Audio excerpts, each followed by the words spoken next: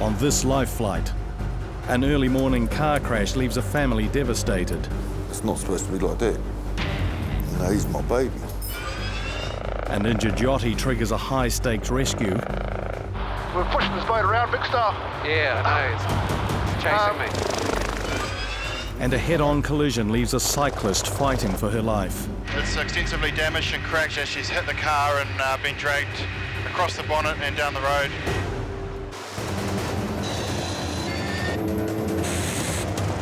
When emergencies strike,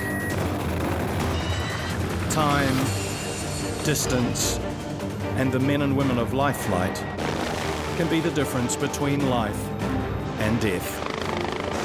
This is Life Flight.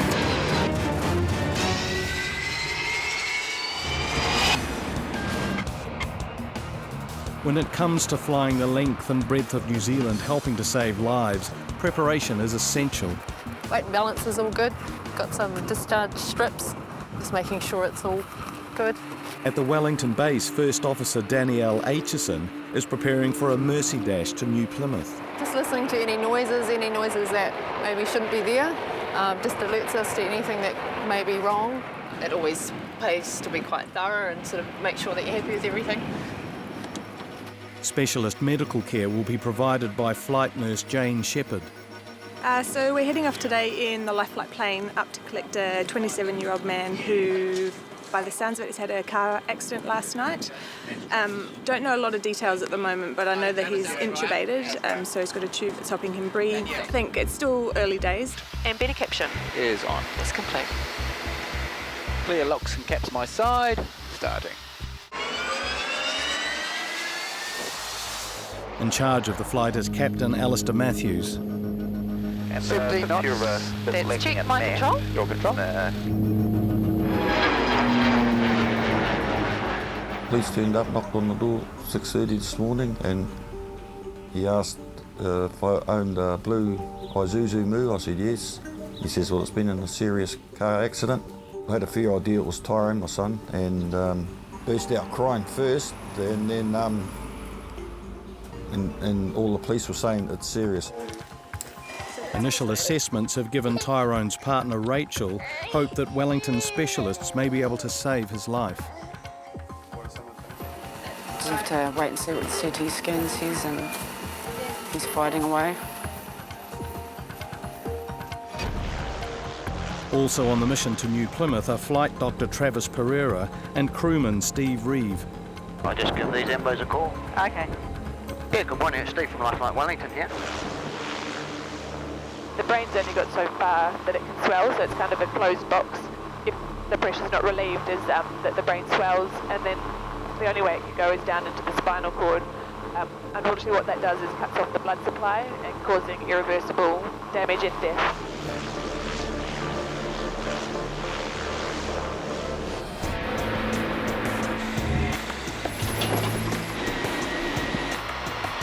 And winch is housed, winch check complete, winch power off.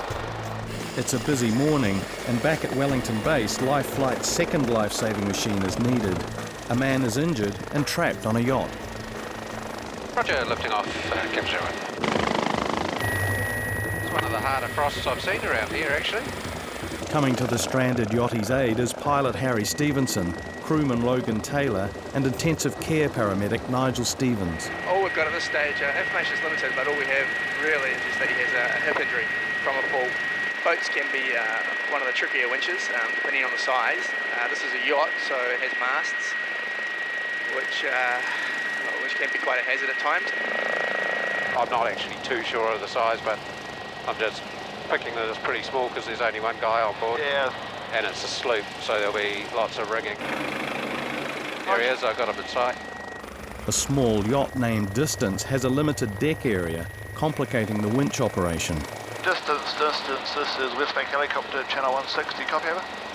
Yeah, copy, yeah, over. It's a quick briefing, we'll be deploying a high line onto the deck. Just make sure you're clear of the high line when it's deployed. Don't pull the rope too tight, and don't tie the rope off to anything on your vessel. Kind of set up the wrong side of there, but I'll just point in straight at the back, basically, and we'll see how we go. Okay, roger that. You ready for a highline deploy? I am indeed. So do you mean there's a guideline right in the middle, isn't there, in the back? Yeah. The wire that runs from the top of the mast to the deck halves the space the team have available to work in. Okay. Easy, right one. And apply the highline. Highline is on the deck, is in the cabin. Come back to your target. The Westpac rescue helicopter is hovering at the same height as the mast, but a wrong move could cause a devastating collision. Okay, so hold on quite tight to the highline there. Okay. Keep this maybe, I don't know if you're going to hear you. Okay, we've got Nigel coming on to the winch. And clear skids. Clear skids. He's got a desk grip on that highline. He's got it tight as I can't not let go of it.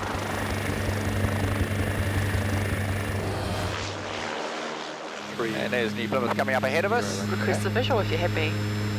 That's a 01 requesting a visual approach. Meanwhile, the fixed wing team have made good progress on their way to retrieve car crash victim Tyrone. Hi, it's Jane, one of the flight nurses calling from Wellington. Just ringing to let you know, just landed at Taranaki Airport. We're just about to load into the ambulance and we'll be coming in to see you. Is there any change with the patient at the moment? No. Okay. Local doctors don't have the neurosurgical expertise necessary to make a full assessment of the patient, and the team are unsure of what they will find. When we get there, we should try and get a blood gas sent off as soon as possible. So if we're going to give him mannitol or strong salt, we need to see his sodium.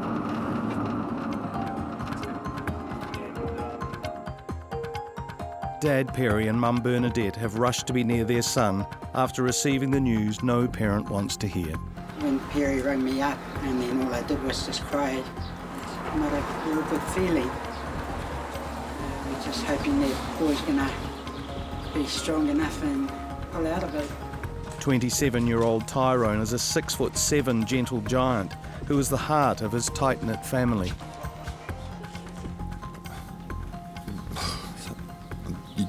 I don't know, it's... I can feel it in my heart that there's a lot of love here, and we're just hoping that is going to help him pull through it as well. Winch power's on. Okay, clear to beam out. Yeah, clear to beam out. Beam out. In the Marlborough Sounds, the life flight team are attempting to winch paramedic Nigel down to an injured yachty. Okay, and we're about 10 feet from the skid to the far side. We're pushing this boat around big style. Yeah, I know, it's chasing me. Yeah, okay. Keep on forward, Harry. Forward 4. About as far forward as I can go. 3, 2, 1, steady the anchor position there. Getting them on the deck now. We've got them right in the corner. Nice work. I've got the hook in hand. The highline's clear of the vessel lobes. Roger that. Durban Maritime from Westpac. We have winched our paramedic down onto the vessel. The patient's been assessed now. Roger, sir. Copy. Thank you, over. 65-year-old Don was on his way back to the boat after feeding Weka when he slipped in a stream and damaged his hip. Did you actually feel it pop out? No, I didn't. Don was in a logging vehicle accident and now has a set of artificial hips and knees, but recent x-rays show one hip replacement is in danger of breaking apart. How are you looking time-wise, Nige? Just wondering whether I put down somewhere and wait, or are you just about ready? We're just about ready. Okay. Right, let's get ready. If you lose sight of the vessel, you can actually start drifting quite quickly, and it all turns to custard. Like to stay there, it'll be good. Yeah, winch it out. And once again, just with the mast and then the guide wires coming down to the rear of the vessel and forward. Can't really come forward. Okay. The team will have to work in sync to get Nigel and Don off the deck without tangling the winch in the yacht's mast. Just trying to get this sort of fish it to him. Well, Alistair, we're just leaving the hospital now on our way back to the airport. We'll be with you in about just over 20 minutes. Back in New Plymouth, the life flight team are focused on getting car crash survivor Tyrone to Wellington, before pressure inside his skull causes more damage. On the scene, his GCS was 3, which is as low as it can be, meaning he's not responding to anything, any stimulus, any pain. Without, getting him down to Wellington with life flight to the specialist, to the neurosurgical team, could end up in a really bad scenario. Worst case scenario could be, he won't survive. Tyrone's large family is travelling by road, but Dad Perry is flying with his son. It sounds like there's bits of blood, little specks of blood in his brain from where he's probably, when he's had the impact. The doctors are going to pop a little pressuring device into his head to see how tight his brain is. If it's high, then they may look at other ways of releasing the pressure in his brain. But again, it's just a wait and see, which is frustrating in itself.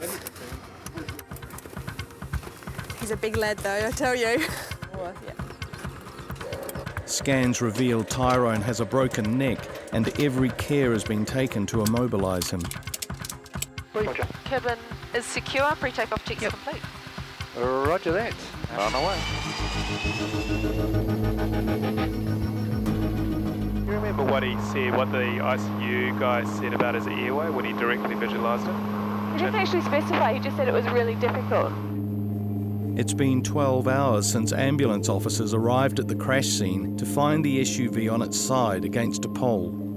Did you notice what his obs were doing when he arrived in ED? And we're not entirely sure why. It's kind of complicated because he's got a cervical spine injury or suspected before the scan. So you always treat it as a cervical spine injury, but that really limits the movement when they're trying to pop ventilate or an endotracheal tube in. We're just trying to work out what was the cause of the problems. Oh, James just asked me to remind you that we need a long roll out. I said, I'm sure you haven't forgotten. No, perfect. Okay, cheers. Okay. Tyrone's still in a really serious condition, critical condition. We're not entirely sure how things will go. It's really a minute-by-minute thing at the moment.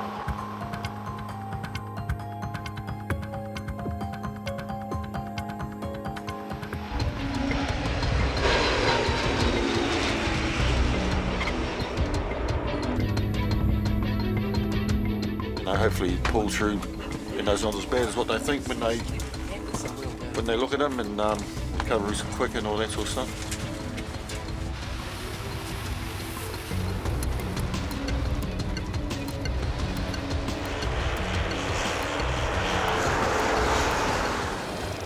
Yeah, I'll twist it around for you. There we go, hook in hand. Back above D'Urville Island in the Marlborough Sounds, the life flight team are attempting to winch injured sailor Don off his yacht. Let him clear the boat, feed back and right, Harry, to your target. And winch it in.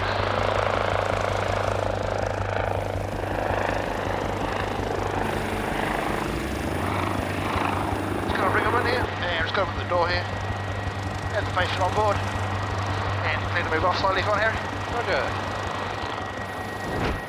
Good job there, guys. Good, Harry, good, very much. I'll just get him secured. How's the hip? Sore. How hard is it to give me a bit of pain relief? I can basically give you, I can put a needle in your arm, via your nose. I can stretch it up your nose.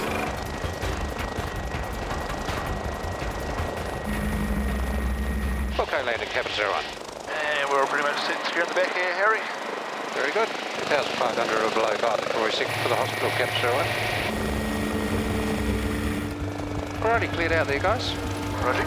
Highly skilled teamwork has delivered Don to safety, but the extent of his injuries is still to be discovered, and the life flight team have another emergency on their hands.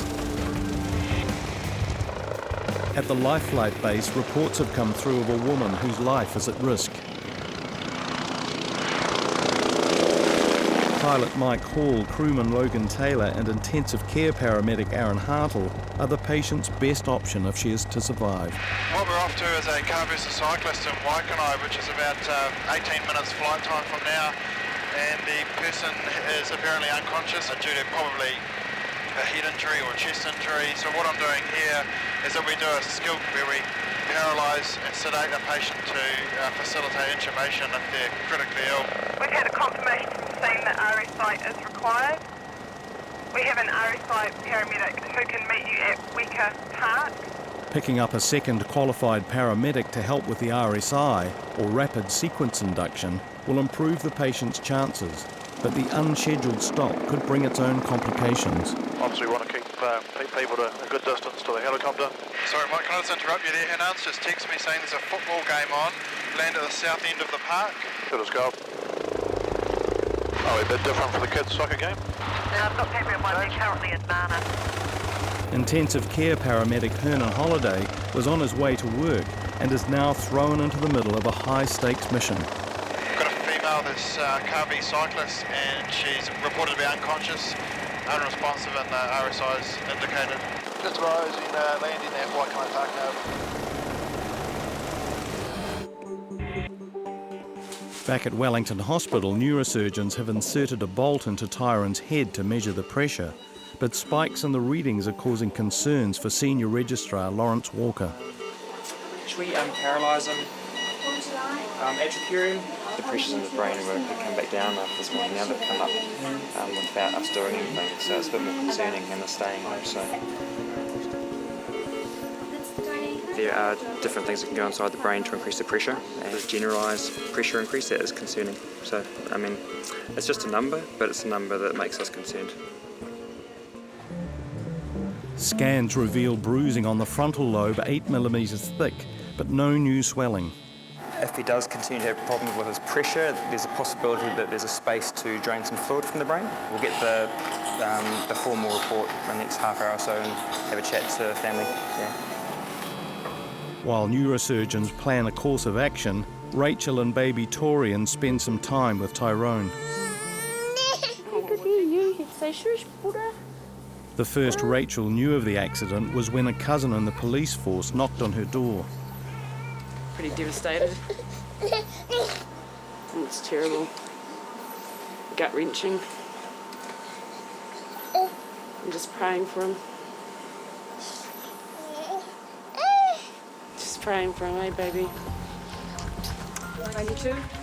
Doctors are preparing to insert a drain to remove fluid and lower the pressure inside Tyrone's skull, but the outlook is worrying for consultant Alex Sarides. I think worst case scenario could be that the pressure in his brain continues to get worse and we're not able to control that with medication, in which case that would be very bad for Tyrone.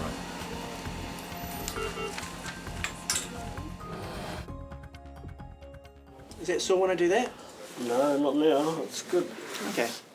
In the emergency department, paramedic Nigel is attempting to discover the extent of Yachty Don's injuries. Feeding the wild birds, the wekas and that, and coming back out last night in the afternoon and crossing the creek and slipped.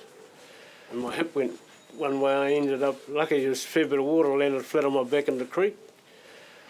And the hip didn't come out of joint, but it was really painful. And I thought the pain would go away, but it got worse. In Waikanae, the team have located critically ill cyclist Yvonne. The patient's in here and we're going to sort them out and then move into the helicopter.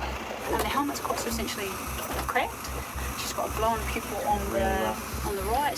Intensive care paramedic Hannah Latta is caring for Yvonne, who flew over her handlebars when she hit the car. Yeah, I know you're scared. Okay, but we're here. We're going to take really good care of you. She doesn't require RSI, but Yvonne's extremely confused and her blown pupil is concerning. We do think she does have a head injury, so we're going to be loading her into the helicopter as soon as we can and follow her off to Wellington. Just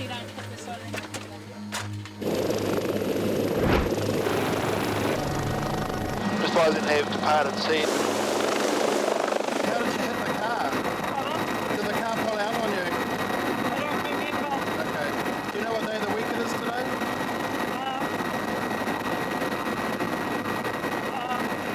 She is a cyclist versus car. She's rolled over the bonnet and been dragged by the car. Her right pupil is blown. It's about 5 mil and non-reactive. Yeah. And she's got extensive damage to her helmet. It's damaged and cracked through the base here. So that's been damaged as she's hit the car and been dragged across the bonnet and down the road.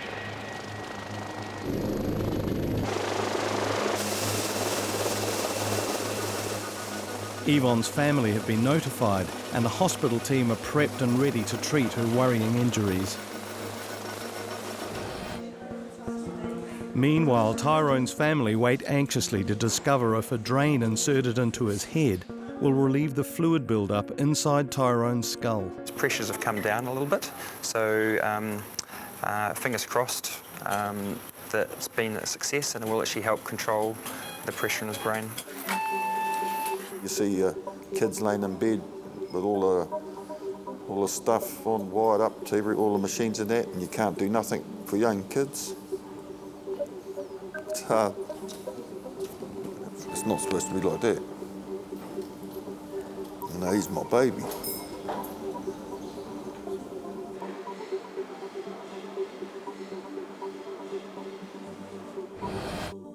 In the recovery ward, badly injured cyclist Yvonne is suffering lost balance, headaches, and can't see out of her right eye. I want to be able to see, and I keep telling my right eye to open, and it doesn't want to.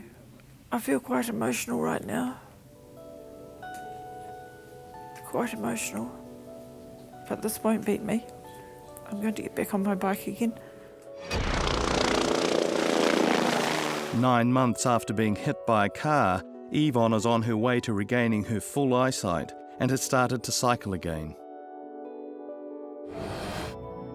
Tyrone was later woken from his induced coma and moved to a rehabilitation facility. 4 months on, he's begun to speak and continues to improve. Injured yachty Don was relieved X-rays revealed there was no further damage to his false hips. He returned to his boat to wait for another hip replacement.